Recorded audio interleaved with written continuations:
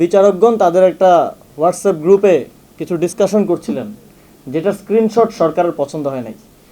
ফলে সরকার তাদেরকে ওই স্ক্রিনশটের ভিত্তিতে শোকজ দিয়ে বোঝালেন যে রায় তো আমাদের পছন্দের বাইরে দিতেই পারবেন না, আপনারা নিজেদের মধ্যে কোনো আলোচনা বা টেক্সটিংও করতে পারবেন না, সরকারের যেটা পছন্দ হবে না।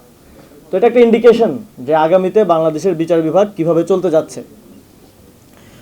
আমরা দেখছি যে ফেসবুকে পোস্ট করার জন্য আবার গ্রেফতার শুরু হয়ে গেছে। এটা আমরা 2 বছর পরে আবার নতুন করে দেখছি, যেটা আমরা 2 বছর আগে দেখতাম।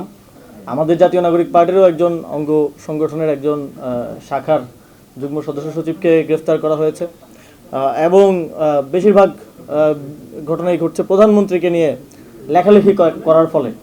তো আমি আমাদের মাননীয় প্রধানমন্ত্রীকে প্রশ্ন করতে চাই যে আপনার বিরুদ্ধে যদি কিছু লেখা না যায়, তাহলে আপনি সংসদে দাঁড়িয়ে এটা বলে দেন যে আমার বিরুদ্ধে কিছু লেখা যাবে না, লিখলে গ্রেফতার করা হবে, অথবা একটা আইন করে দেন যে প্রধানমন্ত্রী, রাষ্ট্রপতি বা অমুক অমুককে নিয়ে কোনো সমালোচনা করা যাবে না, কোনো কথা বলা যাবে না, স্যাটায়ারও করা যাবে না।